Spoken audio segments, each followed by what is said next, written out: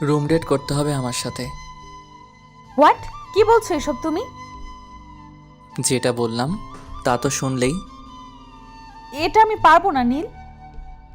ঠিক আছে, তাহলে তোমার সাথে সম্পর্কের শেষ এখানেই। কি বলছো তুমি? মাথা ঠিক আছে তোমার? হ্যাঁ, আমার মাথা একদম ঠিক আছে। আগে তো কখনো এমন বলনি, তাহলে এখন হঠাৎ করে এমন করছো কেন? দেখো, আমি এত কথা শুনতে চাচ্ছি না। রাজি না হলে রিলেশনের এখানে ইতি টানছি। আমাদের 3 বছরের রিলেশন কিভাবে এত সহজে শেষ করে দিতে পারো? হ্যাঁ পারি। তুমি রাজি হবে নাকি রিলেশন শেষ করবো এখানেই? তুমি যাই করো না কেন, আমি তোমার নোংরা প্রস্তাবে কিছুতেই রাজি হতে পারবো না। ওকে বাই, ভালো থেকো। হ্যালো নীল। ফোন কেটে দেয় নীল। তানহার সাথে তার প্রায় 3 বছরের সম্পর্ক।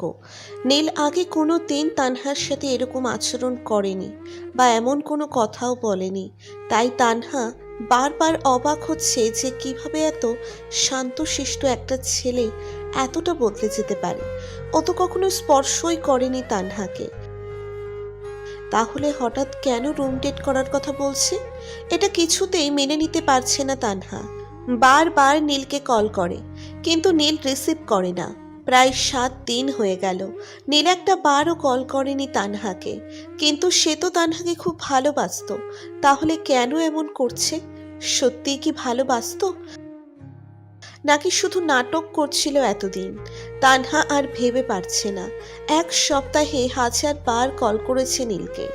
যদি কখনো কল রিসিভ করে তাহলে নীল শুধু এটাই বলে যে, কেন কল করেছো? বললাম না আমার সাথে তোমার সম্পর্ক শেষ।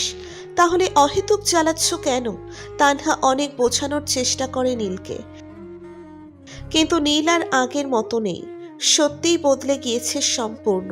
কিন্তু তানহা যে খুব ভালোবাসে তাকে। নীল ভালোবাসুক আর নাই বা বাসুক, সে কিভাবে ভুলে যাবে তাকে? হ্যালো নীল। কেন আবার ফোন করেছো? কতদিন বলবো আমাকে ডিস্টার্ব করবে না?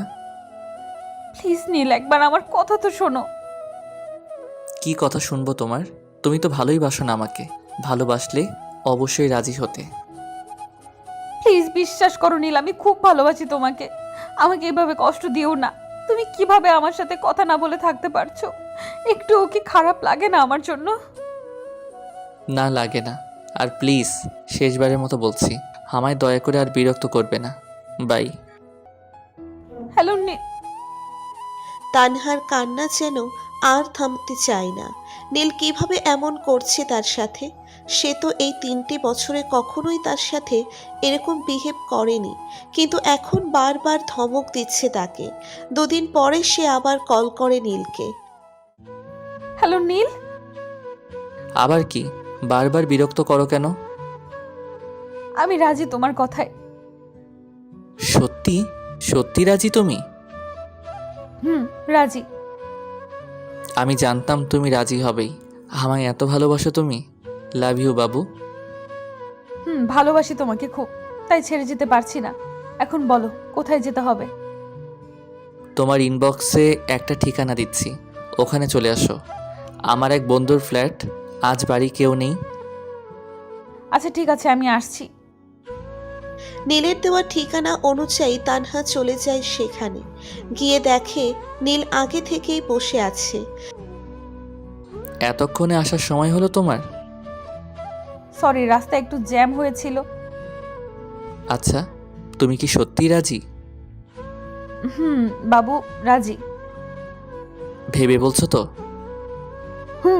অনেক ভেবেছি। তোমাকে ছাড়া আমি থাকতে পারবো না। তুই ভাবলি কি করে যে আমি এরকম জঘন্য একটা কাজ করব? মুখে হাত দিয়ে অবাক হয়ে নীলের দিকে চেয়ে আছে তানহা। এতদিনে এই বিশ্বাস হলো আমাকে? কিভাবে ভাবলি আমি তোর জীবনটা নষ্ট করব?